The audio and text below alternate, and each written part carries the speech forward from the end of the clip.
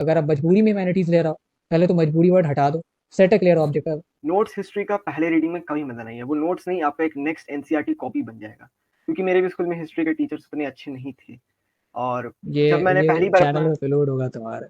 But it is now recommended, क्योंकि आप CUT भी देने जाओगे अगले साल, तो आप एनसीईआरटी अगर पढ़ रहे हो तो बॉक्सेस भी लपेट लेना, उसमें टाइमलाइन भी ले लेना। हो सकता है आप अगर प्लान करके 6 घंटे ही पढ़ेंगे, 4 घंटे ही पढ़ेंगे, तो आपको 15 घंटे का आउटपुट दे के जाए, और जो बच्चा बारह एग्जैक्टली। घंटे बिना प्लान का पढ़ रहा है वो कुछ नहीं कर पाएगा। मैं सबको ये कहता हूँ कि कम ही करो ना, 1.5 घंटे ही पढ़ेंगे, 2 घंटे ही पढ़ेंगे, बट वो डेली पढ़ेंगे। ठीक है, एक दिन हमने 6 घंटे पढ़ लिया और बाकी के हफ्ते में 5 दिन कुछ भी नहीं पढ़ा। आपने जब रिव्यूज दिए कि नहीं ये करो ये करो ये करो, फिर धीरे धीरे मेरा आंसर राइटिंग सुधरा। जब मैंने मॉक्स में अपने स्कूल में उसको इम्प्लीमेंट किया, तो मुझे स्कूल से ही बोला कि आंसर कहाँ से लिख रहे हो।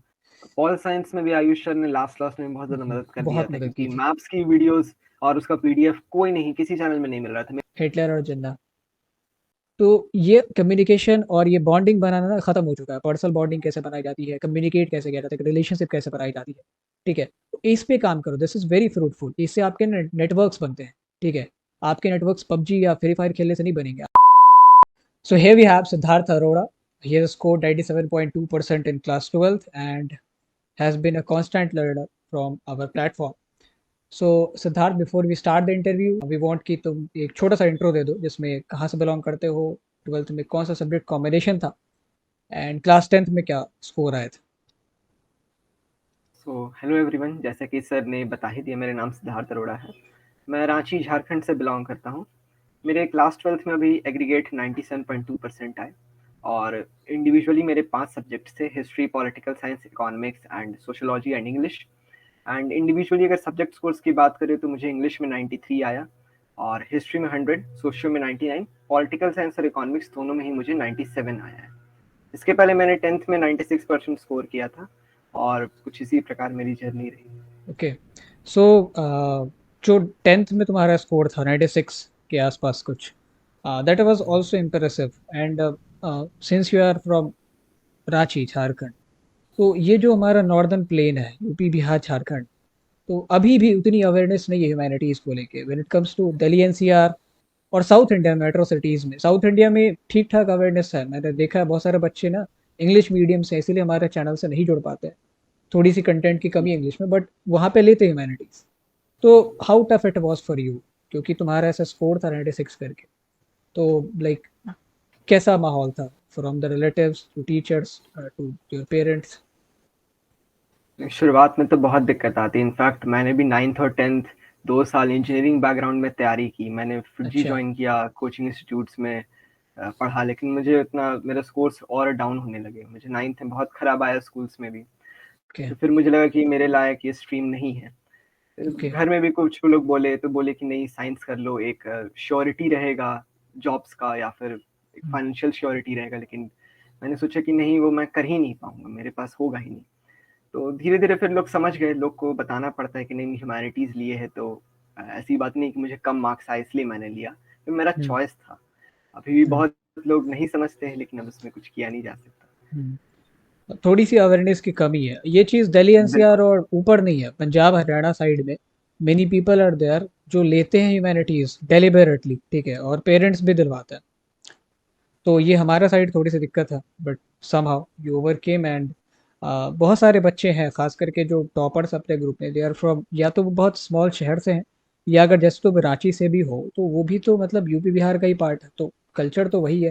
लाइक पटना में भी बहुत सारे स्टूडेंट है, तो एक अलग सोशल परसेप्शन बना हुआ। तो you are here, you have overcome those difficulties and scored that impressive marks. सबसे पहले तो जैसे तुम्हारा सोशियोलॉजी था, एंड वी ऑल नो कि ऑनलाइन कंटेंट बिल्कुल ही अवेलेबल नहीं है, और जो है वो एवरेज है, बियॉन्ड एक्सपेक्टेशन बिल्कुल। या पार बिल्कुल। एक्सपेक्टेशन भी नहीं है। तो how you prepared for sociology, what was your intent towards it. ठीक है, क्योंकि ये बहुत सारे लोग पूछना चाहते हैं। तो सोशियोलॉजी पहली ही बार कोई भी स्टूडेंट रहता है तो वो 11th से ही चालू करता है, उसके पहले उसको कोई उसका अच्छा, एक्सपोजर नहीं एक और रहता। चीज़ यहाँ पे मैं ऐड करना चाहूँगा, क्या सोशियोलॉजी लेने के पीछे ये इंटेंट थी कि थोड़ा सा आसान सब्जेक्ट है, या अपना खुद का दिल किया था सोशियोलॉजी लेने के पीछे। सर, मुझे तो लेने का मन एज अ फिफ्थ सब्जेक्ट या फिर एज अ ऑप्शनल सब्जेक्ट मुझे ज्योग्राफी लेने का मन था। अच्छा। लेकिन जैसा कि आपने पहले ही बोला कि इस रीजन में ह्यूमैनिटीज़ को लेकर के कुछ एक्सपोजर नहीं है, तो जो बिल्कुल, सब्जेक्ट बिल्कुल। स्कूल ने दिया वो मुझे लेना पड़ा। तो एज़ अ सोशियोलॉजी सब्जेक्ट था, तो मुझे वो पता भी नहीं था कि क्या होता है वो सब्जेक्ट। हुँ, तो मैंने धीरे-धीरे पढ़ा, तो फिर मुझे 11th में बहुत बोरिंग भी लगने लगा। लेकिन फिर टीचर्स ने समझाया और प्योरली अचानक से कोविड आ गया तो ऑनलाइन हो गया पूरा सब कुछ। तो फिर सोशियोलॉजी के लिए हमारी जो टीचर्स थी उन्होंने थोड़ा मदद किया, तो थोड़ा-थोड़ा समझ में आने लगा। उनके नोट्स मुझे बहुत वैल्यूएबल लगे, स्कूल के नोट्स। तो उनसे मैंने पढ़ा, लेकिन फिर भी मुझे समझ में नहीं आ रहा था। जब अंत-अंत में हमारे 11th के एग्ज़ाम्स फाइनल आने लगे, तो मुझे लगा कि ये सब्जेक्ट्स में अब रटना ही पड़ेगा और कोई चारा मेरे पास बचा नहीं। तो 11th तो कैसे-तैसे निकल गया, लेकिन फिर जब 12th में आए तो बोर्ड्स आ गए, तब उसमें तो कॉन्सेप्ट्स समझने पड़ेंगे, ऊपर से बोर्ड्स में टर्म 1 हमारा प्योरली ऑब्जेक्टिव एग्ज़ाम्स था। ऑब्जेक्टिव था प्योरली। दैट वाज़ बिल्कुल, purely based on your concepts, उसमें आप कुछ भी बना के नहीं लिख सकते। नहीं कुछ कर सकते। तो फिर उसमें जो भी कॉन्सेप्ट थे वो समझने पड़े। थोड़ा आपके चैनल से सोशियोलॉजी के जब मैंने जुड़ा तो टर्म 2 के लिए तो मदद वहाँ से कुछ चैप्टर्स की मिल गई। लेकिन बाकी सारे जितने भी जो भी ऑनलाइन एजुकेटर्स पढ़ाते हैं सोशियो, वो बहुत ही मतलब कन्फाइंड वे में स्टडी करवाते हैं। मतलब 2-4 चैप्टर्स करवाएँगे, फिर छोड़ देंगे, फिर कोई करवाएगा तो वो बिल्कुल मतलब उसमें कोई कॉन्सेप्ट्स का मतलब डेप्थ नहीं रहेगा। क्वेश्चन्स भी नहीं मिलेंगे, ना ही नोट्स मिलेंगे, कुछ नहीं हमें मिलेगा। हुँ, तो फिर स्कूल के नोट्स पे निर्भर रहना पड़ा। लेकिन धीरे-धीरे बढ़े आगे और उसके बाद क्या हुआ कि स्कूल के नोट्स भी उतने ज़्यादा कॉम्प्रिहेंसिव नहीं थे क्योंकि हमें सोशियोलॉजी में आंसर राइटिंग की कोई भी प्रैक्टिस नहीं थी। टर्म 1 बिल्कुल नहीं थी। 11th ऐसे ही चल गया, टर्म 1 ऑब्जेक्टिव हो गया, अचानक से बोर्ड्स आ गए। तो फिर धीरे-धीरे प्रैक्टिस करना पड़ा लिखने का और उसमें आंसर फ्रेमिंग हो सकता है कि एक क्वेश्चन है, तो उसका आंसर 1 पैराग्राफ या फिर 1 पेज से ना मिले, 2 चैप्टर से मिल जाए। और दिक्कत क्या होता था कि जैसे कोई कांसेप्ट है सोशल स्ट्रैटिफिकेशन या सोशल एक्सक्लूजन, उसके एग्जांपल्स भी हमें क्वेश्चंस में आंसर्स में डालने पड़ते हैं। अब वो आदमी भूल जाता है क्योंकि उतना प्रैक्टिस नहीं रहता है कि एग्जांपल्स क्या डाले। अब एग्जाम में तो उतना सोचने का समय मिलता नहीं है, तो वो धीरे-धीरे प्रैक्टिस से ही आया। और डिफिकल्टीज तो बहुत होती है सोशियो, साइकोलॉजी, ये सारे हुँ। सब्जेक्ट्स में, लीगल स्टडीज सब कोई नहीं पढ़ाते हैं। हाँ, दिक्कत ये है कि सोशियो का हमारे पास बैकग्राउंड नहीं होता अंडर 10th। कहते हैं कि आपने ये चीज़ें ऑब्ज़र्व की हुई हैं थ्रू आउट द लाइफ़स्टाइल, क्योंकि आप सोशियोलॉजी तो ऐसा सब्जेक्ट है, बट चूँकि बेस नहीं है ना, अचानक से आप एक्सपोज़ करते हो साइकोलॉजी से या सोशियोलॉजी से, तो थोड़ी-सी दिक्कत होती है। यहाँ पे जो ऑनलाइन क्रिएटर्स हैं, ख़ास करके अगर वो नहीं अवेलेबल करवा रहे, तो जो स्कूल्स वाले हैं, उनकी रिस्पॉन्सिबिलिटी बढ़ जाती है। बहरहाल हम लोग भी सोशियोलॉजी अगस्त से हमने सोचा एक sociology and legal studies 2 subjects शुरू कर दें, क्योंकि अगर बिलो एवरेज कंटेंट देखेंगे तो फिर और ज़्यादा बर्डन होता है, क्योंकि अगर आपको पता है कंटेंट नहीं है ना, तो आप पूरा दिल लगा के पढ़ते हो किताब में। अगर आपको पता है कहीं पे कोई कंटेंट अवेलेबल है and that is below average, तो वो ज़्यादा दिक्कत है। ये प्रॉब्लम लोग सॉल्व कर रहे हैं। सो मतलब अगर मैं इसको सम अप करना चाहूँ तो the thing will be like कि सोशियोलॉजी रटने वाला सब्जेक्ट नहीं है, जैसा तुमने नहीं, क्लास बिल्कुल 11th नहीं। में ट्राई किया था। ओके, सो कोशिश करो डेप्थ में जाने की। It is also interesting when you go in depth.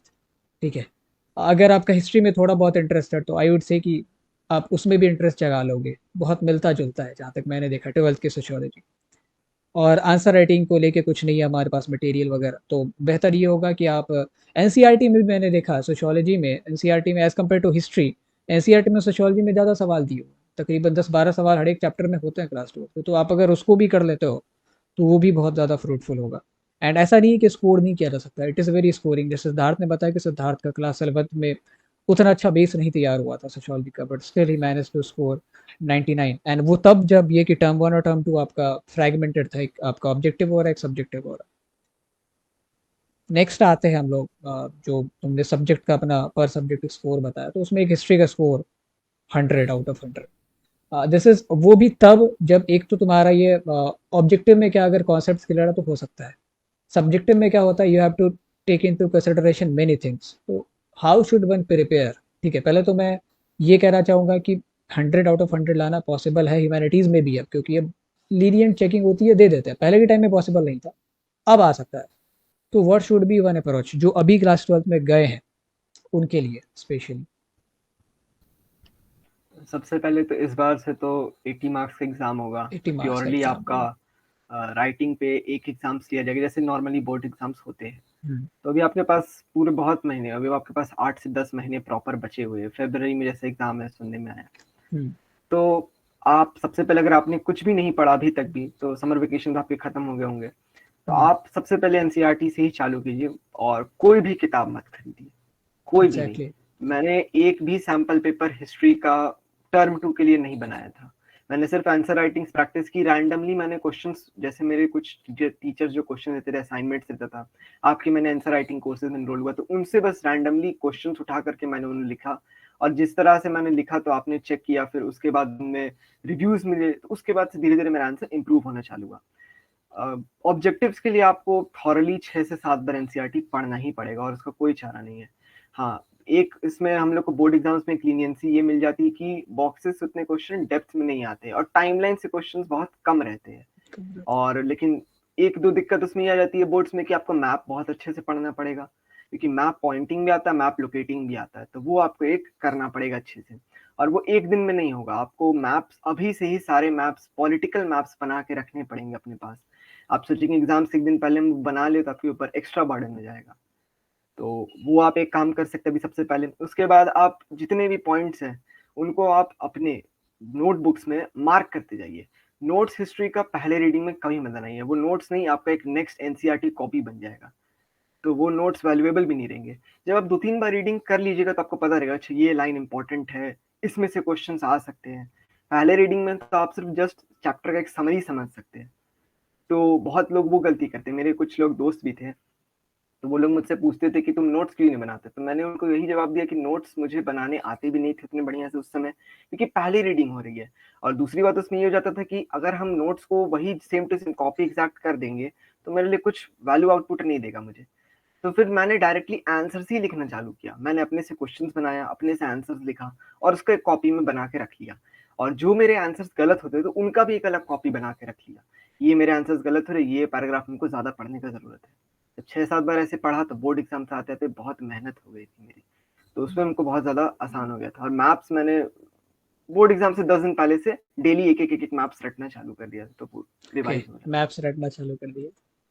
10 दिन पहले। नहीं, यहाँ पे दो तीन चीज जो तुमने कही है दैट इज वेरी रिमार्केबल। सबसे पहले तो नोट्स जो है वो तब बनाते हैं जब वो टॉपिक अच्छे से समझ में आ गया है। दिस थिंग, बिल्कुल। जब हम लोग भी आपके लिए कंटेंट बनाते हैं तो हमारा भी कोई ह्यूमैनिटीज का बैकग्राउंड नहीं है, तो एक से दो बार जब तक आपने चैप्टर नहीं पढ़ा है तब तक आप सही नोट्स नहीं बना सकते। Max to max what you can do, जब आप चैप्टर पढ़ रहे हो ना तो you can use highlighter to highlight NCERT. ठीक है, अब उसमें से जैसे आपके चैप्टर में 100 लाइन है, उसमें से आप हाईलाइट करके कुछ 45-50 लाइन्स निकालोगे, फिर उसमें से जो नोट्स आपके निकलेंगे ना वो कोई 20-25 लाइन्स के नोट्स निकलेंगे। वो तब होगा जब आप एक से दो बार रीडिंग करते हो, एटलीस्ट 2 टाइम्स रीडिंग। लाइक मैं वन शॉट जिस भी चैप्टर का बनाता हूँ सिद्धार्थ, मैं तकरीबन 5 से 6 बार वन शॉट बनाते वक्त उसको पढ़ना पड़ता है, और बाद में जब क्वेरीज वगैरह आती है तब तो वो होता ही है।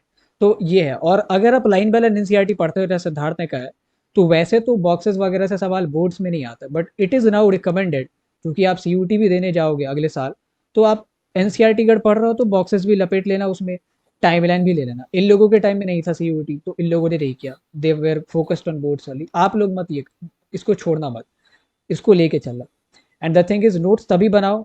अच्छा, एक और ये नोट्स तभी बनाओ जब आपके एक दो रीडिंग चैप्टर के हो चुके। एक और बहुत बार लोग मुझसे पूछते हैं कि सर लाइक ऑनलाइन कंटेंट है, जैसे तुम्हारे स्कूल में पढ़ाई होती थी, टू बी ऑनेस्ट सिद्धार्थ, जैसे यू आर फ्रॉम रांची, बहुत सारे ऐसे स्मॉल टाउन्स है जहाँ पे बिल्कुल भी पढ़ाई नहीं होती स्कूल्स में, दे आर जस्ट लाइक वो जाते हैं एंड एग्जाम्स देते हैं, प्री बोर्ड देते हैं, एनुअल एग्जाम देते हैं 11th का, और फिर बोर्ड्स देते हैं।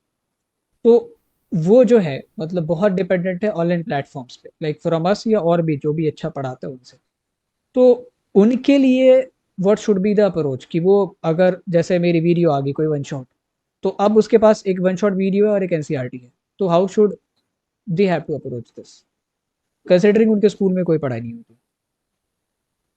जैसे शुरुआत में तो मुझे भी हिस्ट्री बहुत बोरिंग लगने लगा था, क्योंकि सबको अच्छा लगती है। 11th का हिस्ट्री तो बहुत ज़्यादा वर्ल्ड हिस्ट्री था, हम्म। तो वो तो कुछ नहीं समझ में आता था।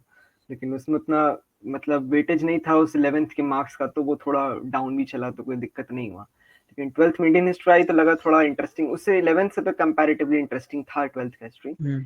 जब मैंने शुरू किया था हिस्ट्री तो मैंने बस पहली बार सिर्फ एक चैप्टर रीडिंग मार लिया, कुछ समझ में आए नहीं आए बस एक बार रीडिंग मार लिया। अगर आपके पास स्कूल में कुछ भी पढ़ाई नहीं हुई तब का मैं बता रहा हूँ, क्योंकि मेरे भी स्कूल में हिस्ट्री के टीचर्स उतने अच्छे नहीं थे।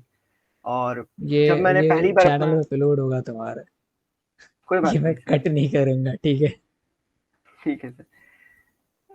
तो उसके बाद मैंने सिर्फ पहली बार एक रीडिंग मार ली अपना जो भी एनसीईआरटी था, कुछ टीचर्स मेरे थे 10th तक जिन्होंने मुझे पढ़ाया, तो वो मुझे बहुत हेल्प किया। उन्होंने जहाँ भी मुझे दिक्कत हुई उन्होंने बताया। मैंने प्रायर चीज़ें बिल्कुल 12th जहाँ पे जब मैं आया था 12th में। तो मैंने पहली बार बिल्कुल चैप्टर रीडिंग मार लिया। उसके बाद मुझे कुछ-कुछ जो भी चैनल्स मिलते थे उनका कंटेंट को मैं देखता था और उनके साथ-साथ मैं एनसीईआरटी पढ़ते जाता था। जैसे एक पैराग्राफ का एक मान लीजिए 2 पेज में एक टॉपिक आया, तो उस 2 पेज को वो मैंने पहले समझ लिया। फिर मैंने हुँ, उसको एनसीईआरटी से पढ़ा, फिर आगे मैं बढ़ रहा था। हुँ, नहीं तो अगर मैं डायरेक्टली या तो डायरेक्ट वीडियो देख लूँगा तो पीछे वाला भूल जाऊँगा, लास्ट वाला याद रहेगा। और अगर हुँ, एक बार एनसीईआरटी पढ़ लूँगा तो वो भी वही हाल होगा।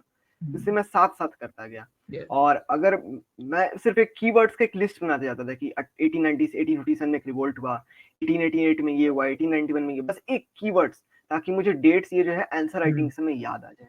हुँ। ये मेरी डेट्स प्रायर मेंशन स्ट्रैटेजी। करना बड़ा इम्पोर्टेंट है। डेट्स और स्टैट्स अगर आप मेंशन करते हो, अच्छा इंप्रेशन लगता है उससे। तो ये जो इसने कहा ना, वही आपकी अप्रोच रहनी चाहिए जब आप ऑनलाइन पढ़ते हो तो।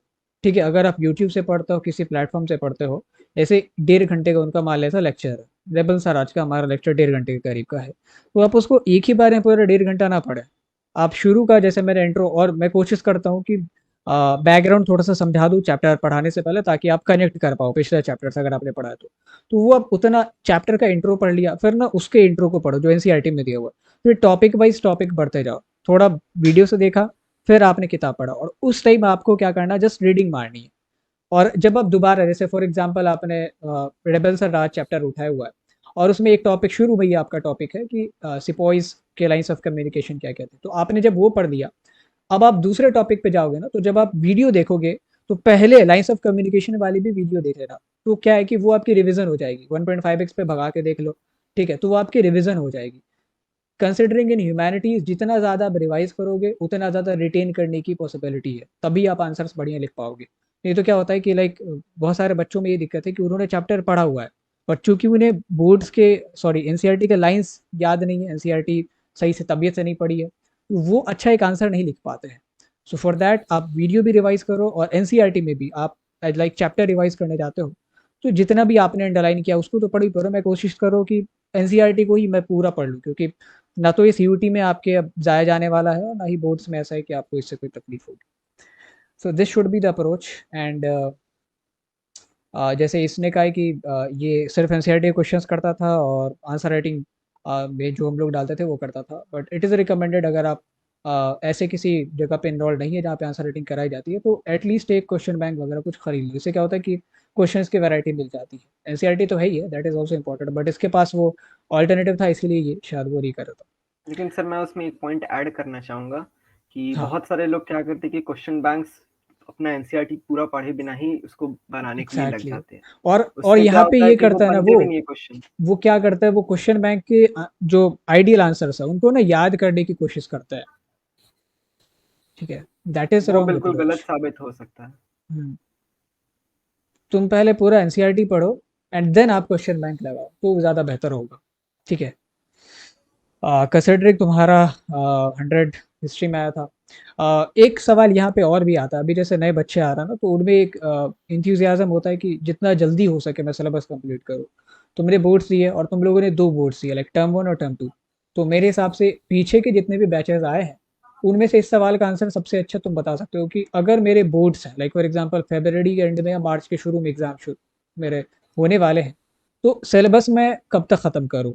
दोनों केस में बता दो सिद्धार्थ। एक, अगर आप स्कूल जाते हो, रेगुलर रेगुलर स्कूल जाते हो, वहाँ पे पढ़ाई होती है, तो उस केस में क्या करें? और नहीं, अगर आप सेल्फ स्टडी करते हो, अपने खुद के पेस से पढ़ते हो, तो उस केस में कब हमारा जो सिलेबस है वो कंप्लीट होना चाहिए, कंसिडरिंग फेब के एंड में एग्जाम शुरू हो। अ, जैसे मेरे एग्ज़ाम्स तो 2 थे, तो अगर इस साल से फ़ेब मिड या फ़ेब एंड से एग्ज़ाम्स चालू हुए, तो मेरे ख़्याल से आपका सिलेबस, क्योंकि मॉक्स भी स्कूल्स में जनवरी से चालू हो जाते हैं जनरली, और बहुत सारे स्कूल्स में 1-2 मॉक्स भी होते हैं, 2 मॉक्स भी होते हैं। तो अगर आपके मॉक्स अगर जनवरी से चालू है, तो आप प्रायर कम से कम 15 दिन पहले तो अपना सिलेबस खत्म कर लीजिए। बहुत लोग सोचते हैं कि हम मॉक मेरा खराब चल गया, कोई बात नहीं, हम बोर्ड्स में अच्छा कर लेंगे। वो होता है केसेस, लेकिन वो सारे केसेस में नहीं होता। आपका कॉन्फिडेंस गिर जाता है, आपको 4 लोग ताने मारने वाले मिल जाएँगे। तो हम्म, वो आप मत करिए गलती। मैंने वो गलती कर दिया था 10th में। इसलिए वजह से अच्छा। मेरा बोर्ड्स में वहाँ भी थोड़ा इंग्लिश में मैंने वो गलती कर दी, तो इसकी वजह से मेरा इंग्लिश थोड़ा वहाँ पे मार खा गया था।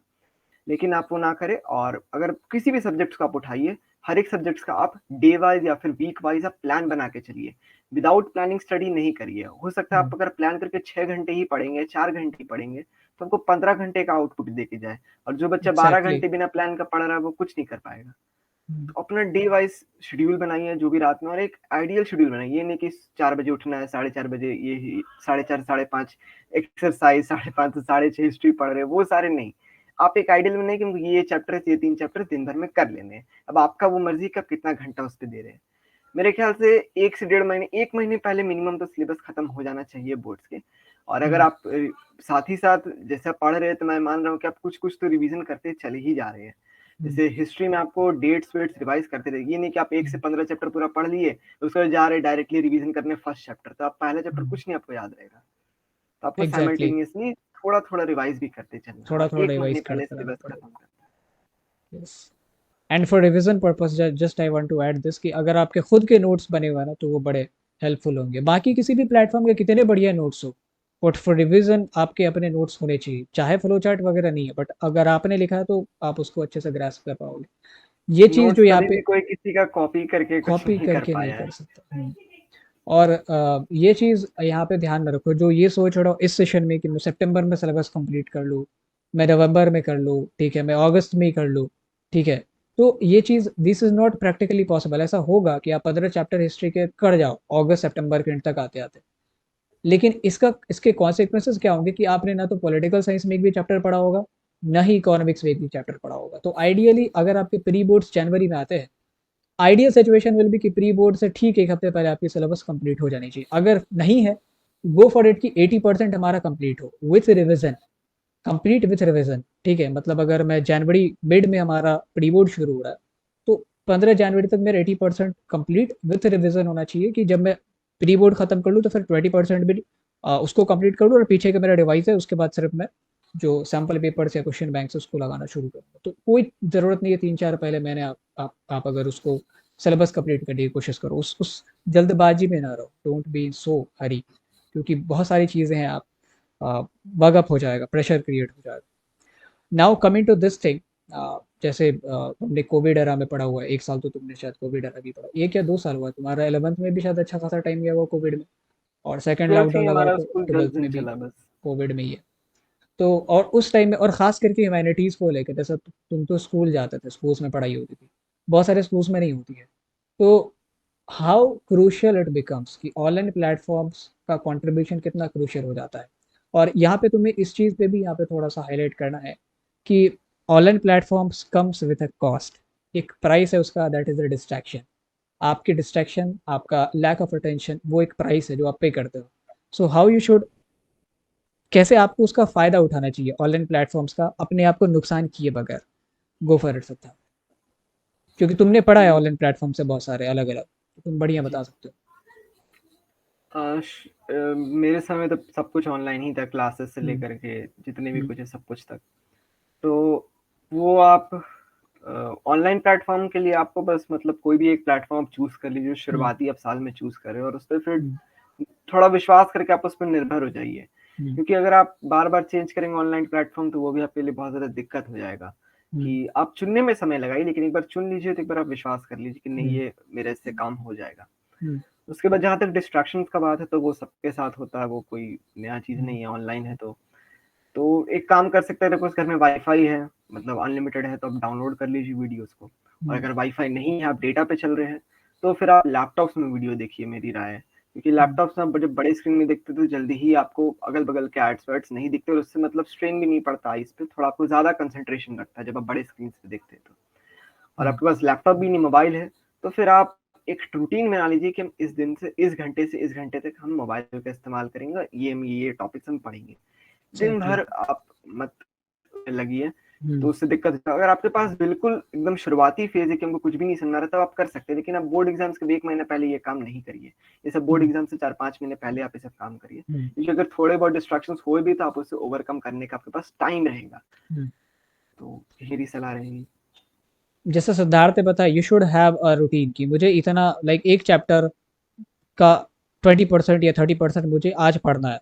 तो एक जैसे लेट सपोज पॉलिटिकल साइंस का कोई चैप्टर है, उसको आप जब पढ़ रहा हो, तो एक तो आपको ना अवेयर रहना पड़ेगा what I am doing in present, मैं पढ़ रहा हूँ पॉलिटिकल साइंस का चैप्टर और ये मुझे करना है।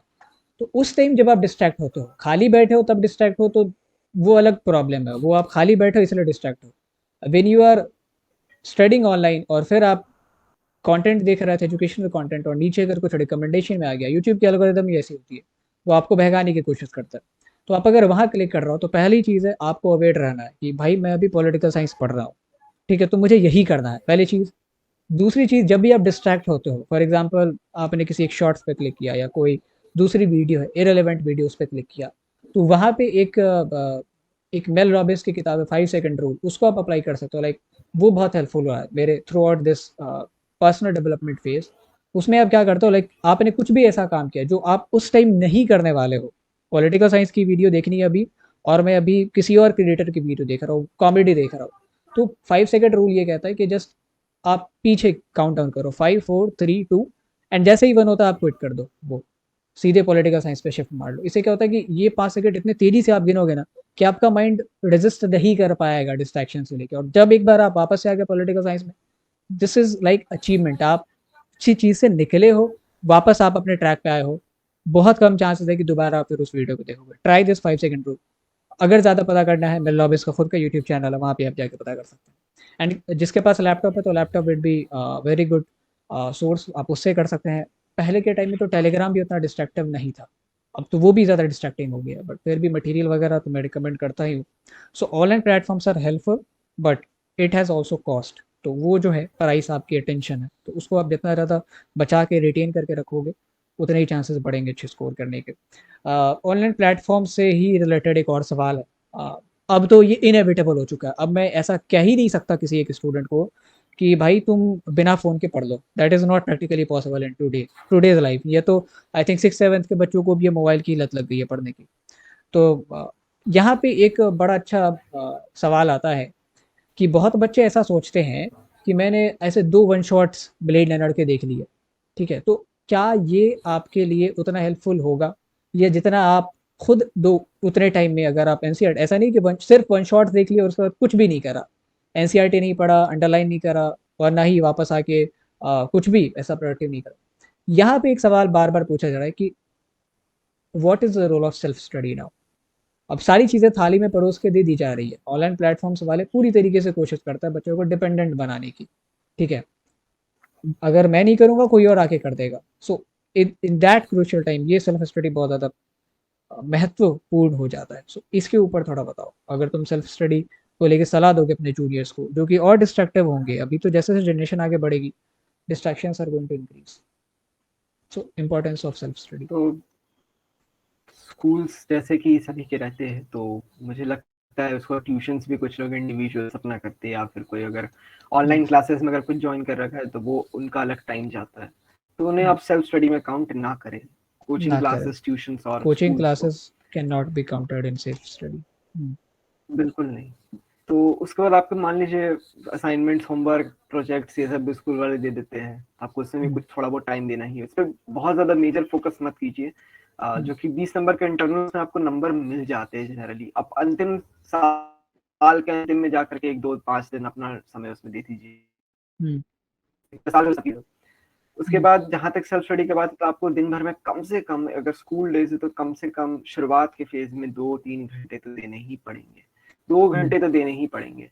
उसका जैसे जैसे आपके बोर्ड एग्जाम्स नजदीक, जैसे मेरा रूटीन था कि जब मेरे दिसंबर में पहला टर्म था, तो मैंने नवंबर से आते आते मैंने स्कूल को, तो मेरा तो ऑनलाइन चलता था, तो मैंने स्कूल के क्लासेस करना थोड़ा छोड़ दिए थे। तो मैं लगभग 7 से 8 घंटे डेली सेल्फ स्टडी करता था, क्योंकि मेरे कोई ऑनलाइन क्लासेस थे नहीं, सिर्फ यूट्यूब या फिर अपना पढ़ाई। और एक मेरा इंडिविजुअल ट्यूशन था हिस्ट्री के लिए प्रायर फेज में, लेकिन उसको ही मैंने फिर इकोनॉमिक्स का था और हिस्ट्री का भी था, लेकिन दोनों को मैंने ड्रॉप कर दिया था प्रायर फेजेस में। तो मुझे लगा कि उतना फ्रूटफुल नहीं हो रहा है, तो मैंने उसे छोड़ दिया। फिर मैंने प्योरली यूट्यूब पे डिपेंडेंट रहा। तो आपको 3 घंटे तो सेल्फ स्टडी देना ही, और प्रोडक्टिव सेल्फ स्टडी, वही मैंने बोला, प्लानिंग करके देना है। ये नहीं कि कुछ भी किताब उठा लिए, पढ़ रहे हैं और 2 घंटा बीत भी गया और कुछ हुआ भी नहीं। और उसके बाद आपको अंत फेज में जाते थे 7 से 8 घंटे देने ही पड़ेंगे, जिसमें आपको क्योंकि कुछ टाइम आंसर राइटिंग को भी देना है। और बहुत सारे बच्चे क्या होते हैं कि सिर्फ मेन सब्जेक्ट्स पढ़ रहे, जैसे हिस्ट्री, पॉलिटिक्स, इकोनॉमिक्स, सोशियो और इंग्लिश को साइड कर देते, और इंग्लिश ही साइड सब कर बच्चे को देंगे। डुबा देता है। तो वो आपको नहीं करना, हर एक सब्जेक्ट को प्रॉपर टाइम देना है। और बाकी सेल्फ स्टडी के समय आप कोशिश करिए कि यूट्यूब जो आप देख रहे हो सब सेल्फ स्टडी में काउंट कर सकते हैं, लेकिन कम आप उसको काउंट कीजिए, मेजर मतलब कम कम दो, समय उसको मेजर दीजिए। कम दो उसको, आप मेजर वेटेज बिल्कुल, कम दो। ओके। बिल्कुल। और सेल्फ स्टडी के समय बस फोकस कीजिए कि किताब से ही रहे, मोबाइल यस, से उतना किताब जुड़ा से नहीं रहे। टेस्ट।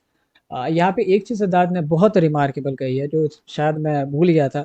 जब ये प्रोजेक्ट्स वगैरह का टाइम आता है ना, प्रैक्टिकल्स का, तो प्रैक्टिकल्स 1.5 महीने बाद है किसी स्टूडेंट के, वो अभी से चिंता में रहता है कि कैसे मेरे प्रैक्टिकल बनेंगे, ये बनेंगे। दिस इज 20 मार्क्स का आपका प्रैक्टिकल होता है। उसमें भी आप अगर कुछ भी नहीं सबमिट करोगे तो 15 नंबर तो देंगे स्कूल वाले, वो उनकी रिस्पॉन्सिबिलिटी है देने की। 5 नंबर आपके कटेंगे, वो तो आपके क्वालिटी ऑफ प्रोजेक्ट और टीचर से आपके कनेक्शंस पे आपको मिलते हैं। उसके लिए इतना चिंतित रहते हो और बाकी 80 नंबर के लिए कुछ भी नहीं कर रहा। ठीक है, तो पहले तो इस माइंडसेट से निकलना पड़ेगा। प्रैक्टिकल्स वगैरह उतने महत्व नहीं रखते हैं जितना आपका ये कोड है जो 80 मार्क्स है वो इंपॉर्टेंस रखता है। दूसरी चीज़ ये भी है कि चाहे आपने लाइक सोचा कि मैं आज पढ़ाई करूंगा और कहीं से उठा के एक कोल्ड वॉर का वन शॉट देख लिया और एक कहीं से कोई वीडियो देख ली, this is not going to work. कुछ भी नहीं। अब आपको पता ही नहीं है कि अब आपने आज ये 2 वीडियो देखी ना, कोल्ड वॉर देख लिया और एक यूएसए जमरी देख ली। ठीक है, और आपको ये पता ही नहीं कि ये वीडियो आपने आज देखी है, इसको फिर रिवाइज भी करना है 4 दिनों बाद। You have no record. एक तो आप रिकॉर्ड रखा करो आपने कब क्या पढ़ा हुआ है। खास करके बोर्ड्स के नज़दीक आके तो ये और ज़्यादा इंपॉर्टेंट हो जाता है क्योंकि आपको रिविजन मारना है। तो कम स्टडी करो वो चलेगा, बट वो प्लान्ड स्टडी होनी चाहिए। 8-8 वीडियो देख के, ज़्यादा चैप्टर्स पढ़ के, एंड जबकि वो अनप्लान्ड है, कोई फ़ायदा नहीं होने वाला। 12 घंटे भी पढ़ोगे कुछ कुछ नहीं होगा। 2-3 घंटे ही पढ़ो, बट जितना सोचा है उतना करो। कम ही करो, एक ही चैप्टर करना है, आधे ही चैप्टर करना है, बट वो प्लान्ड है तो क्या है कि फोकस्ड रहोगे। Your mind should be in focus mode.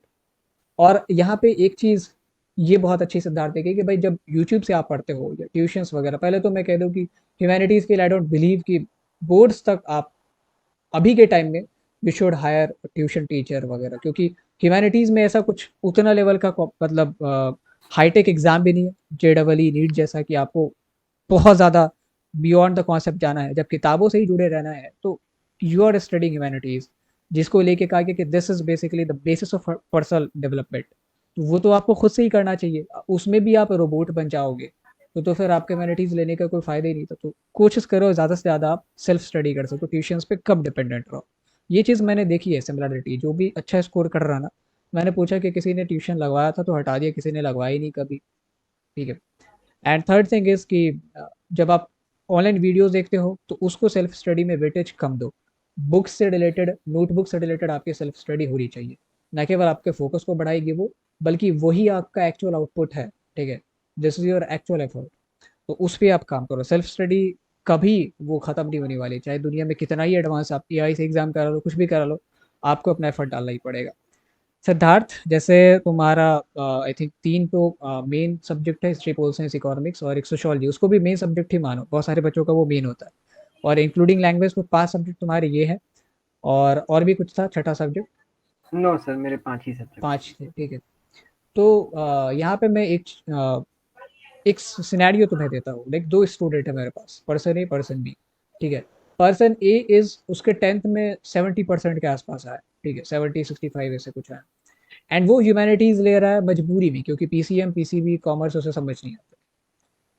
एक ये है। और दूसरा आपका एक पर्सन भी है जिसके बढ़िया एकेडमिक रिकॉर्ड्स हैं एंड वो डेलिबरेटली ह्यूमैनिटीज ले रहा है या ले रही है, कोई मकसद रहा होगा। So what should be your advice to both person? Individually मुझे बताओ, पर्सन ए पर्सन बी दोनों के लिए। तो पर्सन ए के लिए जैसे उसने 10th में स्कोर नहीं किया अच्छा तो उसे लेना पड़ा। हम्म। तो हम्म। उसके लिए तो जो स्टीरियोटाइप चलते आ रहा है कि ये पढ़ने में तेज नहीं इसलिए लिया हम्म। होगा ह्यूमैनिटीज, तो हम्म। उसे ब्रेक करना है। और एग्जैक्टली। उसके लिए उसको मतलब बहुत मेहनत करना पड़ेगा क्योंकि उसका 10th का भी रिकॉर्ड उतना अच्छा नहीं है। अच्छा और नहीं है। 12th में अगर वैसा ही किया तो वो फिर उसके लिए एक टैग लग जाएगा। टैग और लग जहां वो जाएगा। आपके अंदर टैग लगा तो आपका कॉन्फिडेंस तो मतलब जमीन के अंदर चल जाएगा। तो वो तो आपको बहुत दिक्कत हो सकता है आने वाले अपने समय में। आप कोई भी हम्म। कॉम्पिटिटिव एग्जाम देने जाएंगे तो आप क्या पढ़ते हो उससे ज्यादा ये इंपॉर्टेंट है कि आपके अंदर कितना कॉन्फिडेंस है। हम्म। तो और बाकी जहां तक एक पर्सन बी की बात है, जैसे जो स्टूडेंट्स एक्सेल करते हैं 10th में लेकिन फिर भी वो ह्यूमैनिटीज लेते हैं, तो हम्म। उनमें भी वही स्टीरियोटाइप रहता है। दूसरे को थोड़ी ना पता कि हम एक्सेल किए हैं। तो हम्म। मेनली मेरे भी कुछ लोग मतलब मेरे फैमिली में मुझे बोला गया कि नहीं तुम साइंस लो, क्योंकि मेरा साइंस बैकग्राउंड भी अच्छा था। मैंने 10th मैथ्स में 100 आउट ऑफ 100 स्कोर किया था। हम्म। और जहाँ तक बात है कि जो बच्चा 70% ला रहा है वो यहाँ 95-96 पहुंच सकता है कि नहीं, बिल्कुल पहुंच सकता है। मेरे 9th में बहुत मतलब कम नंबर थे, अराउंड 70s में नंबर थे मेरे, 70% में। और 10th मैंने वहीं से 96 तक का सफर अपना तय किया। तो ऐसा बात नहीं है, आप मेहनत से कर सकते हैं। और दूसरी बात रहा पर्सन बी के, तो उनको भी अपना एक बनाना है सोसाइटी में इमेज की नहीं, हम ह्यूमैनिटीज इसलिए नहीं लिए कि हमको अपना मतलब कुछ मिला नहीं, हम इसलिए लिए क्योंकि हम ह्यूमैनिटीज में दिखाना था कि हम इसमें ही और अच्छा बेहतर कर सकते हैं, और सोसाइटी को फिर पे बैक भी हम इस चीज में से कर सकते हैं। और मतलब साइंस में तो ज्यादातर मशीन लर्निंग पे फोकस कर दिया जाता है कि फिजिक्स केमिस्ट्री मैथ्स है, वो पिछले 50 सालों से वही सिलेबस चल रहा है, कोई चेंजेस नहीं आए उसमें, और वही लोग हमेशा पढ़ रहे हैं। और साइंस में मेन एक मोटिव बच्चे का रहता है पैकेज, मुझे 20 लाख का पैकेज लेना, मुझे 8 लाख का पैकेज लेना है। तो मुझे लगता है ह्यूमैनिटीज के 90% स्टूडेंट जो कि डेलिबरेटली ले रहे हैं, उनका ये कंसेप्ट या फिर ये माइंडसेट तो नहीं हो कि मुझे आगे चल करके पैकेज लेना है। सारे ही लोगों का लॉ में जाना चाहते हैं या फिर सिविल सर्विसेज में। तो मुझे नहीं लगता कि लॉ या सिविल सर्विसेज में मैक्सिमम लोग इस स्टेज पे पैसे के लिए जाना चाहते होंगे। हाँ, कुछ लोग जाना चाहते होंगे, तो उनका होता भी नहीं है वैसे लोगों का। और जो नहीं जाना चाहते हैं, बाद में चल के हो जाते, तो वो तो मैं कुछ नहीं बोल सकता, वो मैं स्टेज में भी नहीं हूँ। लेकिन वो आपको एक सोसाइटी को आपको दिखाने का एक मौका मिल जाता है कि हम ह्यूमैनिटीज लिए है, तो इसका मतलब ये पीछे नहीं है। धीरे धीरे सोसाइटी समझ भी रही है। एग्जैक्टली तो अगर कोई 70% लाया है, ये चीज़ मैंने अभी पिछला इंटरव्यू लिया था उससे भी पूछा था। सबसे पहले you have to clear the objective कि भाई तुमने ह्यूमैनिटीज लिया क्यों। अगर तुमने पीसीएम पीसीबी से बचने के लिए लिया है, तो तुम्हें अगर यहाँ पे हिस्ट्री और पोल साइंस में डिफिकल्टी आएगी, तुम इधर भी बचना चाहोगे। ओके, सो बिल्कुल। आपको अपना ऑब्जेक्टिव डिफाइन करना पड़ेगा, मैं बचने के लिए तो नहीं आया हूँ। ठीक है, अगर आप फेस नहीं करोगे अपने फियर को, तो you are going to do nothing, आप कुछ भी नहीं करने वाले। सबसे पहले आपको ऑब्जेक्टिव सेट होना चाहिए कि ओके, हो सकता है कि मुझे करियर को लेकर उतनी अवेयरनेस नहीं, बट मुझे ये पता है कि 12th में कुछ मार्क्स स्कोर किए जा सकते हैं, 90 प्लस 85 प्लस जो भी आपका ऑब्जेक्टिव है, तो वो आपका होना चाहिए। अगर आप बचने के मोटिव से आए हो, तो फिर 12th 11th में भी आप नहीं पढ़ाई करोगे। अब जब ऑब्जेक्टिव आपका एक बार सेट हो गया, तो फिर आपको क्या करना पड़ेगा, जो पर्सन बी है 90 प्लस जिसका स्कोर आया है, उससे ज़्यादा मेहनत करनी पड़ेगी, क्योंकि उसने कंसिस्टेंटली 3 4 साल लगाए हैं, तभी जाके वो यहाँ पहुंचा है, और आपने नहीं लगाया तो आपका 10th में ये रिजल्ट आया है। तो ऐसा नहीं है कि जो जो जिस लेवल पे उसके स्कोर्स आ रहा है दैट इज बियॉन्ड रीच, वो अचीवेबल है, बट आपको ज़्यादा एफर्ट लगाने पड़ेंगे उसके कंपेरेटिवली, और that will be worth doing, वो एकदम आपके बिल्कुल। लिए फ़ायदेमंद रहेगा। तो सबसे पहली चीज़ कि डरना नहीं है, आपको घबराना नहीं है। ठीक है, और उससे क्या हुआ कि आप ना, ये जो 10th इस टाइप के जो बच्चे होते हैं, जैसे तुमने बताया कि 9th में तुम्हारा स्कोर 70 था, उसके करीब था, और 10th में तुमने किया, ये जो एक साल में तुमने कॉन्फिडेंस गेन किया होगा, लाइक 9 और स्कूल लाइफ में तो कंपटीशन बहुत ज़्यादा होता है। ठीक है, बच्चों का जो मोरल लेवल है वो बहुत डाउन होता है, दे आर कॉन्स्टेंटली लाइक 70 आ गया, वो आ गया, वो आ गया। तो ये जो एक साल होता है ना, ना केवल आप अपने उस पर काम करते हो, एकेडमिक्स पे काम करते हो, बल्कि you learn a lot of things, you learn about human behaviours. ठीक है, आप बहुत सारे सिचुएशंस को फेस करने में तैयार हो जाते हो ऐसा। This is a golden opportunity for you all. अगर आप मजबूरी में ह्यूमैनिटीज ले रहा हो, पहले तो मजबूरी वर्ड हटा दो, set a clear objective and define daily goals. अगर आपके डेली गोल्स होंगे ना, कम होंगे लेकिन गोल्स होंगे, तो जब टेक लगता है तो बड़ा कॉन्फिडेंस आता है। और कंपेयर मत करो कि उसने ये उखाड़ लिया, उसने वो उखाड़ लिया, just go with your pace. Consistently आप 6 साल 7 साल आगे काम करते हो किसी भी चीज़ पे, वो इतना बड़ा बन जाता है, you can not ever imagine. और जो 90 प्लस स्कोर लेके आया उनके लिए वही है कि you have to maintain consistency. ऐसा नहीं है कि आपने 10th में लाया तो 10th 12th में भी ऐसे हलवा है, कंप्लीटली डिफरेंट सब्जेक्ट है, हो सकता है आपका दिल भी ना लगे इसमें। तो जैसे तुम्हारे 10th में भी स्कोर्स 95 प्लस है, 12th में भी 95 प्लस है। तो ये कंसिस्टेंसी जो वर्ड है, ये बड़ा यहाँ पे इंपॉर्टेंट हो जाता है किसी भी फील्ड में। मैं स्पोर्ट्स की बात करूँ, म्यूजिक की बात करूँ, एकेडमिक्स की बात करूँ, बिजनेस की बात करूँ, कंसिस्टेंसी जिसमें भी है, टैलेंट थोड़ा सा कम भी है वो आगे चला जाता है। कंसिस्टेंसी नहीं रहेगी, टैलेंट बहुत ज़्यादा भी रहेगा, तो भी आप अपने पोटेंशियल को रियलाइज नहीं कर पाओगे। So how to maintain that kind of consistency in this distracting world, क्या अप्रोच रहनी चाहिए? सर उसके लिए तो आपको एक इनर मोटिवेशन रहना चाहिए, तभी आप इनर कंसिस्टेंट रह मोटिवेशन, सकते हैं। यस। और मोटिवेशन मतलब ये नहीं कि संदीप माहेश्वरी सर का एक वीडियो देखी उससे मोटिवेशन आ गया, वो तो एक्सटर्नल हो गया। आपके अंदर एक क्लियर माइंडसेट रहना चाहिए कि मुझे ये करना है, मुझे ये ये दिखाना करना। है कि नहीं मैं कर सकता हूँ, तभी आपके अंदर कंसिस्टेंसी आएगा। हम्म बीच में आप थोड़े बहुत इधर उधर हो सकते हैं, वो सबके साथ होता है, लेकिन हम्म उसे आदत नहीं बनाना है।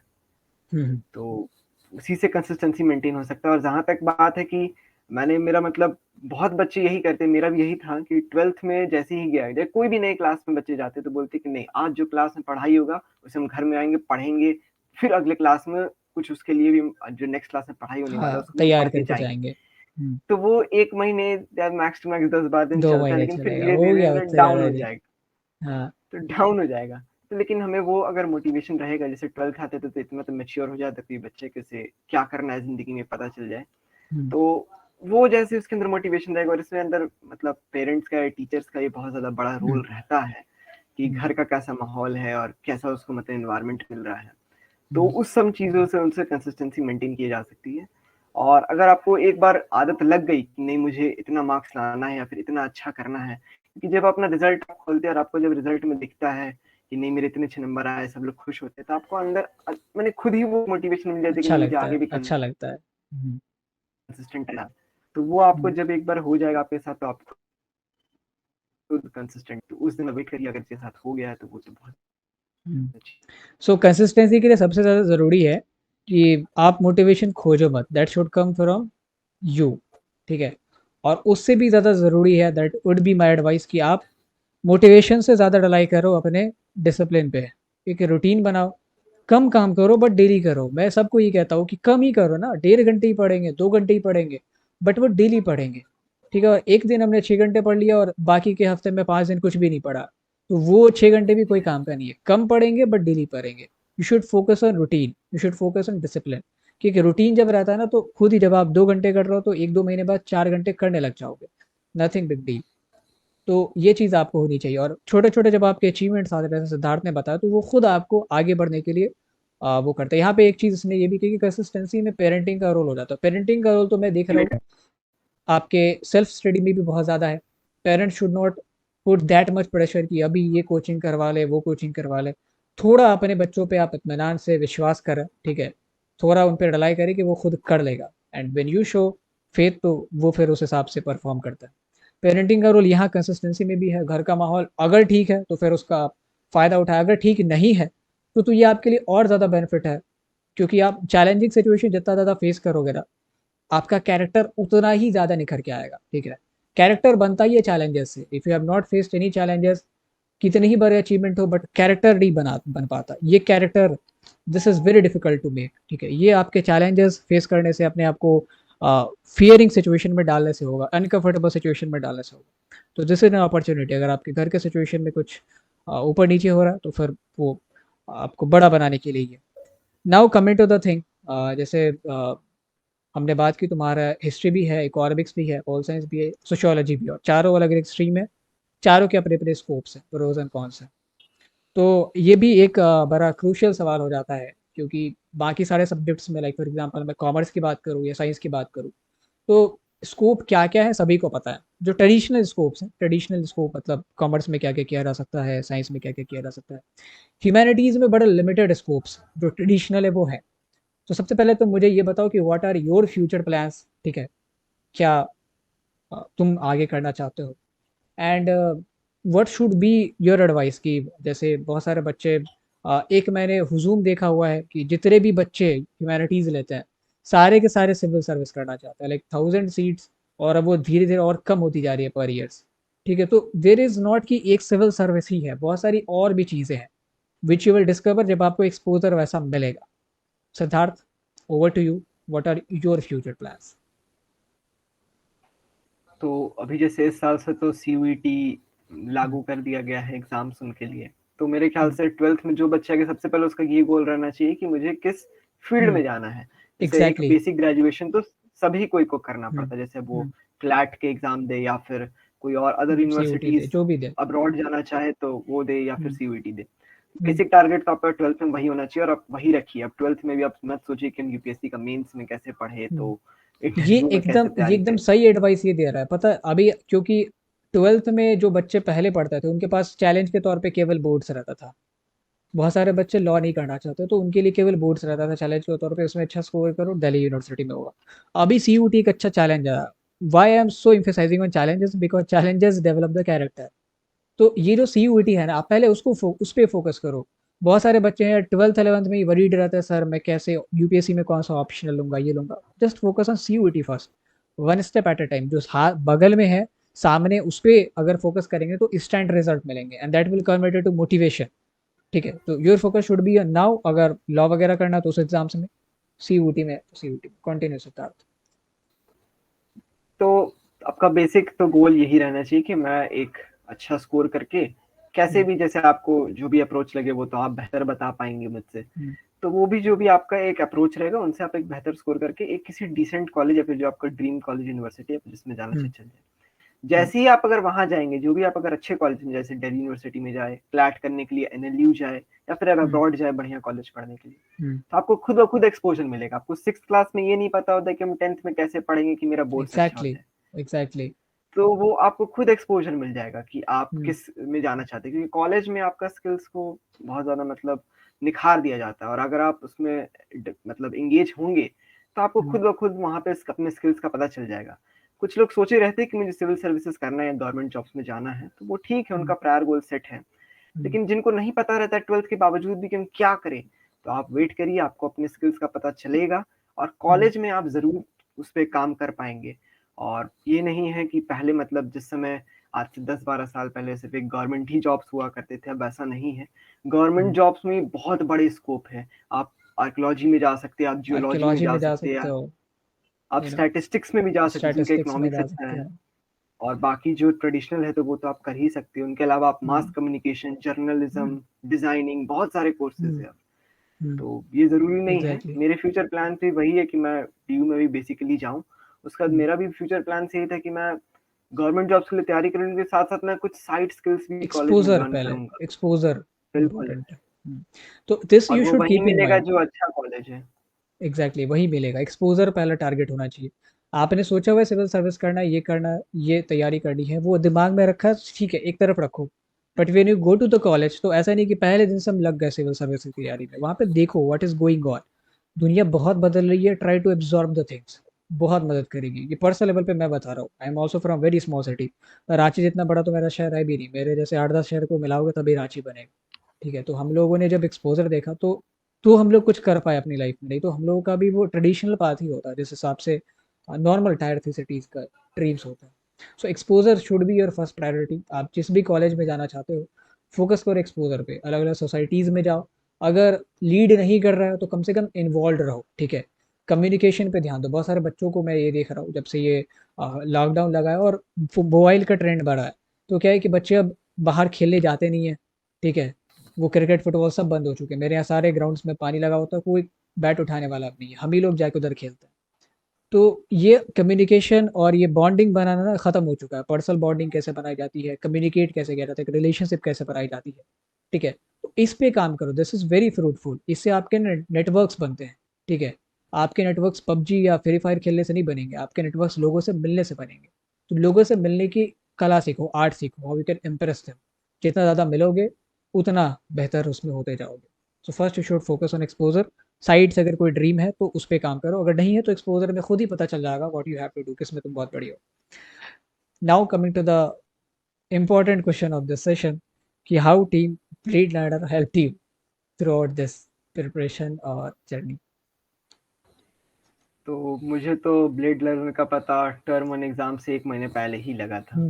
जहाँ तक उससे मुझे पहले याद है। मतलब तो उससे पहले तो कुछ और चैनल्स के साथ मैं जुड़ा हुआ हम्म, था, लेकिन हम्म, मुझे कंटेंट नहीं मिल रहा था, तो मैं इसलिए हम्म, ढूँढता रहता था कि कहीं और मिले। तो जब ब्लेड लर्नर के प्लेटफ़ॉर्म पे आया तो सबसे पहली बार मैंने कुछ एमसीक्यू क्विज़ेज़ दिए, मतलब जो उनका आपका कंडक्ट कराया जाता था। हाँ, तो उनसे मतलब जब क्वेश्चंस वहाँ एक बल्क में इतने सारे क्वेश्चंस मिल रहे हैं ना, तो एक कॉन्फिडेंस मिल जाता है कि नहीं मेरे से क्वेश्चन बन रहे हैं, और वो बन क्वेश्चंस भी थे जाएंगे। स्टैंडर्ड के।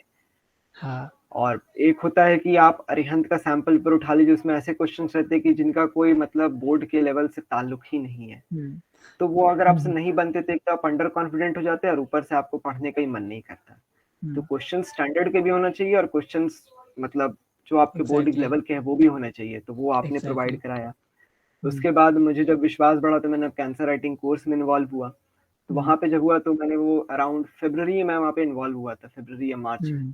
तुम तो पहले उसके बाद स्टूडेंट थे फिर मैं इनरोल करने वाले। बिल्कुल, तो उसके बाद फिर मैंने जब आंसर्स लिखे, आपने चेक किया, तो मुझे भी लगा कि नहीं, कोई मुझे गाइड करने के लिए है आंसर राइटिंग में। नहीं तो अपने से आंसर लिख के अपने से चेक करना एक बहुत बड़ा बोझिल टास्क हो जाता है, और पता भी नहीं चलता है कि अपना गलती कोई कैसे अपने बताएगा। तो आपने जब रिव्यूज दिए कि नहीं ये करो ये करो ये करो, फिर धीरे धीरे मेरा आंसर राइटिंग सुधरा। जब मैंने मॉक्स में अपने स्कूल में उसको इम्प्लीमेंट किया, तो मुझे स्कूल से ही बोला कि आंसर कहाँ से लिख रहे हो। मेरे दोस्त लोग ने पूछे कि कहाँ से लिख रहे हो, तो मैंने आपके चैनल के बारे में बताया, और टीचर्स ने भी कुछ बोला कि नहीं ये अच्छे आंसर्स है। तो मुझे लगा कि नहीं, यहाँ से फिर आगे अपना कंटिन्यू किया जा सकता है। और जब टर्म 1 के बाद फिर जब टर्म 2 के लिए आपने पर्सनालिटीज का मतलब वीडियोस, हिस्ट्री के लिए मुझे अलग प्रॉपर अलग। हेल्प वहां से मिली थी। और वन शॉट्स मैंने लगभग सारे ही चैप्टर्स के देख लिए थे, लेकिन वो मैंने तब देखे जब मैंने 3-4 बार रीडिंग मार चुका था एनसीईआरटी एग्जैक्टली। को 1.5x करके। तब मैंने सिर्फ डायरेक्टली उस समय डायरेक्टली वन शॉट्स देख ली, क्योंकि मुझे पता था कि इस चैप्टर में क्या क्या चीज है, और एक रिवीजन के तौर पे। और ब्लेड रनर आपसे तो मतलब है उम्मीद कि आप लोग और आगे बढ़ेंगे, क्योंकि ये बहुत हाँ अंडररेटेड चैनल है अभी, हाँ, और बहुत अंडररेटेड बच्चे। है थोड़ा सा। हमने ये भी देखा है कि क्योंकि लोगों को जल्दी में कंटेंट चाहिए होता है, 5 मिनट में मैं चैप्टर करा दूँ, 10 मिनट में करा दूँ, that is not practically possible. 10-20 minute में, 10 मिनट में किधर से चैप्टर करा दूँ। ठीक है, तो थोड़ा सा और आपको समझना स्ट्रैटेजीज पड़ेगा। वीडियोस तो ये बहुत ज्यादा जोर पे हाँ, चल रहे हैं। स्ट्रैटेजी वीडियो, टाइम टेबल, जैसे सिद्धार्थ ने कहा कि आप 5:30 से 6:30 आप मेडिटेशन करो, फिर 6:30 से 7, ये सब चीज़ें नहीं काम करती है आपकी प्रैक्टिकल लेवल पे। वो आप अपना अटेंशन देते हो उनको, अपनी लॉयल्टी दे रहे हो, बदले में वो कुछ दे नहीं रहा है। ठीक है, तो कोशिश करो। कभी भी वैल्यूबल चीज़ ना थोड़ा सा आपका टाइम भी लेती है, थोड़ा सा आपका दिमाग भी लगता है। ठीक है, कोई भी वैल्यूबल चीज़ इतनी आसानी से नहीं मिलती है। तो वन शॉट्स अगर 2.5 घंटे के, 3 घंटे के बनाए गए हैं, तो कुछ रीज़न रहा होगा बनाने का। And coming to the thing, जैसे हिस्ट्री की बात की, तो हिस्ट्री में तो हमने कोशिश की है, आई थिंक बहुत सारे एफर्ट्स लगाए हैं। पोल साइंस और इकोनॉमिक्स में चूंकि आयुष सर का एंगेजमेंट थोड़ा सा अपने एकेडमिक्स पे भी था, और बाकी सब्जेक्ट्स में हमारी उतनी नहीं हो पाई, इसीलिए शायद ये चैनल अभी अंडर। अगर हमने जैसा हिस्ट्री में काम किया हुआ है, उसका अगर 80% भी कर देते बाकी सारे सब्जेक्ट्स में, तो ये बहुत आगे जा चुके थे। तो that is the thing which we are working on now, कि बाकी सारे सब्जेक्ट्स को भी कैसे उसमें भी फ्रूटफुल कंटेंट्स डाले जाए भारी मात्रा में। पॉल साइंस में भी आयुष सर ने लास्ट लास्ट में बहुत ज्यादा मदद कर दिया बहुत था, मदद की क्योंकि थी। मैप्स की वीडियोस और उसका पीडीएफ कोई नहीं, किसी चैनल में नहीं मिल रहा था। मिल भी रहा कहीं था नहीं तो मिल वो रहा था। मैप्स मतलब कोई और मतलब थे ही लिटरली नहीं। ये तो मैं तुम्हें पर्सनल लेवल पे कहता हूँ कि in terms of explanation, in terms of knowledge, वो जितना मेरे वीडियो से अगर सीखोगे, उससे 150%, 200% आयुष सर की वीडियो से सीखोगे। He has different set of knowledge. तो ये है, लेकिन वही है कि अभी हमने उसको एक्सपोज नहीं किया वाईटी पे, इसीलिए लोगों को लगता है कि ओके, यहाँ पे केवल हिस्ट्री का content. Soon many things are coming. एक और सवाल है सिद्धार्थ, ये बहुत लाजिम हो रहा था, that is one of the most asked questions नए सेशन के जो स्टूडेंट हैं उनके लिए, कि सर बोर्ड्स के साथ साथ सीयूटी कैसे प्रिपेयर करें, ये कैसे करें। तो मेरे समय में तो मुझे अप्रैल में पता चलता है कि सीयूईटी होने वाला है, और हाँ मई से मेरे बोर्ड एग्जाम्स थे। हाँ, तो मेरे लिए तो कुछ टाइम नहीं मिला, और उसमें सिलेबस ही आया मेरा मई में।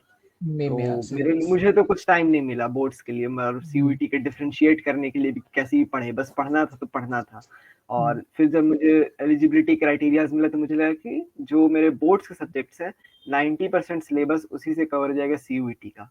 सीयूटी। और क्या हुआ कि टर्म 1 टर्म 2 हमारा डिफरेंशिएट हो गया, तो कुछ कुछ टर्म 1 के चैप्टर्स हमारे रिवाइज नहीं थे, तो वो हम रिवाइज भूलते नहीं जा थे। रहे थे, और ओमिड चैप्टर्स हमने कोई पढ़ा ही नहीं उस हम्म, चक्कर में। तो उसके बाद जब अगर इस साल से, जैसे भी सभी को पता है कि हमारा सीयूईटी बोर्ड्स के 1 महीने के अंदर हमारा सीयूईटी हो जाएगा, और किस पैटर्न पे होगा वो भी सभी को का पता चल गया है। लेवल ऑफ क्वेश्चंस क्या रहेंगे, तो बहुत ज़्यादा डिफर नहीं करेंगे इस साल से, थोड़े बहुत हम्म, ऊपर नीचे हो सकते हैं। हम्म, तो अगर आपका डोमेन सब्जेक्ट है कोई भी जो आप 12th में पढ़ रहे हैं, तो वो आप प्योरली सिर्फ और सिर्फ एनसीईआरटी पे रहिए। अभी मैंने सीयूईटी दिया, मुझे लगता है कि जो बच्चे एनसीईआरटी या जो बच्चे बोर्ड्स में अच्छे किए, वही सीयूईटी में भी अच्छा कर पाएंगे। अच्छा किया, आप एग्जैक्टली ट्रू ऐसा है, ये नहीं, सही कह रहा है। बिल्कुल ऐसा नहीं हो सकता कि आपने एनसीईआरटी बोर्ड्स में नहीं पढ़ा, आप बोलेंगे नहीं बोर्ड्स के बाद हम एनसीईआरटी उठाएंगे और सीयूईटी में एक्सेल कर जाएंगे, तो वो हो ही नहीं सकता। हम्म, और जैसे कि सर ने बोला कि आप, हमारे समय तो बॉक्सेस का उतना इंपॉर्टेंस नहीं था, लेकिन अब तो सीयूईटी में मैक्सिमम क्वेश्चंस बॉक्सेस और टाइमलाइन से आए हैं, तो आपको हम्म, उसको साथ साथ लेके चलना पड़ेगा। उससे क्या होगा कि आपका एक अंडरस्टैंडिंग भी बढ़ जाएगा ज्यादा चैप्टर का। तो आप, मुझे लगता है कि डोमेन सब्जेक्ट की तैयारी आप वैसे ही कीजिए। जहां तक इंग्लिश का बात है, तो इंग्लिश में वोकैब के लिए तो आपको वैसे भी पढ़ना ही है। डेली 2 4 5 शब्द, डिक्शनरी से नहीं, कहीं से भी आप यूट्यूब से, आपको मैंने यूट्यूब से पढ़ कोई लीजिए, सा भी ऐप कोई डाउनलोड आप, कर लो, गवर्नमेंट एग्जाम्स के बहुत सारे बिल्कुल ऐप है, कोई सा भी कर लो। बिल्कुल, कहीं से भी थोड़े बहुत वोकैब्स पढ़ते रहिए क्योंकि वोकैब्स का वेटेज बहुत हाई है सीयूईटी में। हम्म, खास और अगर आपका दो जनरल टेस्ट है तो आप उसे अभी नहीं प्रिपेयर करें, अभी आप बोर्ड्स के लिए प्रिपेयर करें। जनरल टेस्ट हम्म, का प्रिपरेशन आप महीने 2 महीने पहले भी अगर आप कर लेंगे तो आपका करेंगे कवर हो अप हो जाएगा, जाएगा हो क्योंकि जाएगा। करंट अफेयर्स वो उतना ज़्यादा नहीं पूछा जाता है वेटेज। और वो और करंट यदि द अफेयर भी मैथ्स उस या 12th लेवल के नहीं है, आराम से एलिमिनेट होके बिल्कुल, ऑप्शंस निकल जाएंगे आपके। हो जाएँगे। मैथ्स से जिनका 12th में उनको तो कोई टेंशन उसमें भी नहीं है कि मैथ्स मेरा डर है। और अगर जनरल टेस्ट में मैथ्स आ भी रहा है तो बहुत ज़्यादा मतलब आसान लेवल का, बहुत भारी नहीं। फिर 2 मंथ्स जनरल टेस्ट के लिए बहुत है। हम्म, तो आइडियली इट शुड बी, अगर आप डोमेन को टारगेट करो तो आपको किसी अन्य प्लेटफॉर्म पे रिलाई करने की ज़रूरत नहीं है, मतलब पेड कोर्सेज वगैरह के पीछे अब क्योंकि इस साल था नया, तो हमने भी लॉन्च किया था बिकॉज पीपल वर कंसर्न कि कैसे होगा। बट हम लोग भी अब ये सोच रहे हैं कि अब जब डोमेन आप सही से कर ही लेते हो, अच्छे जगह से, अगर अच्छे वाईटी चैनल से अगर आपके स्कूल्स वाले ही अच्छे कॉन्सेप्ट्स पढ़ा देते हैं डोमेन में, ये भी आप ऐड कर लो कि आपको खुद से एनसीईआरटी की रीडिंग मारनी पड़ेगी एक तो वो इनफ हो जाएगा, आपके बोर्ड्स की भी तैयारी हो जाएगी, साथ में आप सीयूटी के लिए भी प्रिपेयर रहोगे फॉर द डोमेन्स। इंग्लिश के लिए जैसा इसने कहा है, आपको अपनी वोकैब्स ऐड करनी है, तो ना मैं जैसा इसने कहा है कि आप दो चार वोकैब्स ऐड करते रहो अलग अलग चैनल से, लाइक अलग अलग ऐप्स के थ्रू। मैं इसमें एक और चीज़ ऐड करता हूँ, अगर आपके घर में इंग्लिश न्यूज़पेपर आता है तब तो ठीक है, नहीं आता है तो आप कोई सा भी 5 रुपए का न्यूज़पेपर, शायद वो टाइम्स ऑफ इंडिया आता है या इंडियन एक्सप्रेस आता है, हिंदू वगैरह पे भी मत जाओ, दैट इज़ नॉट, आपकी वो रिक्वायरमेंट अभी नहीं है। कोई सा भी times of India, Hindustan times या इंडियन एक्सप्रेस भी, आई थिंक वो हिंदू के ही एतबार माना जाता है, times of India Hindustan times में से दो ले लो, दोनों में से कोई एक। एंड उसके ना एडिटोरियल्स पढ़ा करो, इससे क्या होगा कि आपकी कॉम्प्रहेंशन खुद ब खुद सुधर जाएगी, और कॉम्प्रहेंशन भी आपकी सुधर जानी है। दूसरा, आप करंट अफेयर से भी अपडेटेड रहोगे, लगातार पढ़ रहे हो तो। तीसरा, and this is most important, कि आप अगर ह्यूमैनिटीज के स्टूडेंट हो तो you should have your own opinion. आपको इसीलिए सारे सब्जेक्ट पढ़ाया जा रहा है क्योंकि आपका ओपिनियन डेवलप हो, आपकी एक पर्सनालिटी बने।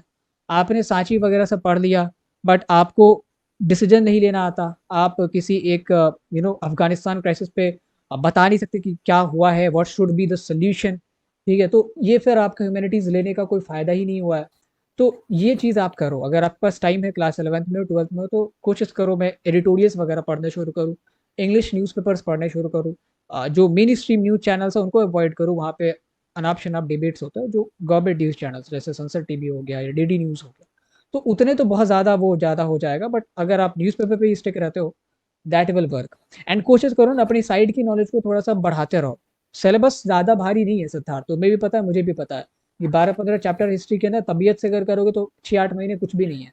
तो इसमें अपने आप को बाकियों से अगर अलग रखना है, चाहे आप सिविल सर्विस की प्रिपेयर करना चाहते हो, कुछ भी, लाइक अपने आप को एक बेहतर एसेट में डेवलप करना चाहते हो, तो have a set of side knowledge, ठीक है, वो होना चाहिए। तो जब मैं क्लास 11 12 में था तो मैं कॉमर्स से था, कोई मुझे उस टाइम में भी सिविल सर्विस का वो मैंने नहीं सोचा हुआ था, बट एक रहता है यूपी बिहार से लोगों में। तो मैं ना उस टाइम स्टडी है क्योंकि बहुत सारे अच्छे अच्छे कंटेंट्स आते थे जो करंट अफेयर पे बेस्ड होते थे, वो बनाते थे। अभी तो उनके बहुत सारे क्रिएटर्स ने अपने अलग अलग चैनल्स बना लिए, तो आप उनको देख सकते हो। उससे क्या है कि आप अवेयर रहोगे बहुत सारी चीज़ों से, ठीक है।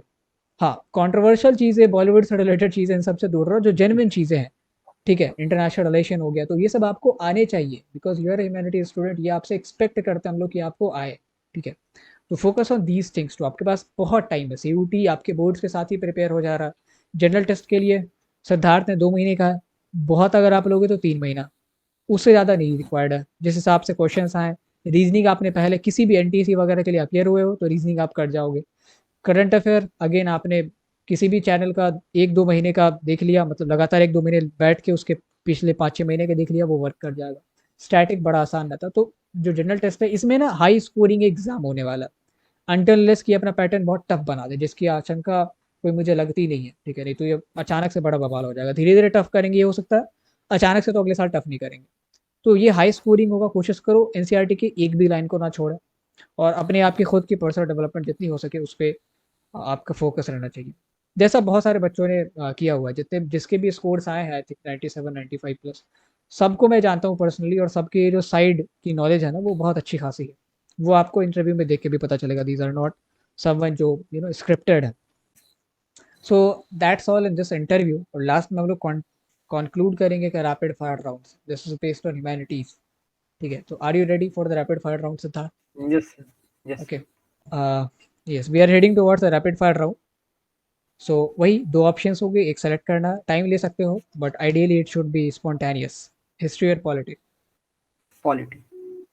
कोल्ड वॉर और world war second? Cold war. Cold war. Hampi और Sanchi? Sanchi.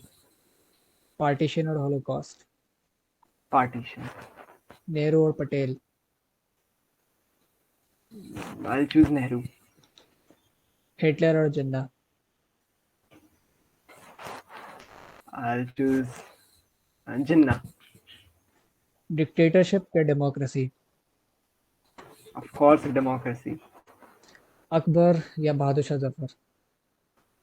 Akbar of course. If you want to make one change in the world, what would it be? One change. I think सबसे पहले तो एजुकेशन ही सिस्टम में मैं change लाना चाहूँगा और उसमें ये Specific, करना like चाहूँगा। to be specific, क्या change? चेंज ये कि ये जो ग्रेडिंग सिस्टम इसे हटाना चाहूँगा। So that's all in the rapid fire round, and now we are heading towards a conclusion of interview. Thank you for being with us, Siddharth. We wishes you all the best for your future, and Team thank Blade you Runner sir. will always with you. And you were one of the most connected student throughout the platform. जितना भी शायद तुम बहुत late जुड़े हो, दिसंबर के आसपास तुमने कांटेक्ट किया, पर तुमसे बहुत कांटेक्ट रहा हमारा। तो होप कि इसको मैं आगे भी कंटिन्यू करूँगा। विल मेक अ गुड बिल्कुल सर। रिलेशनशिप।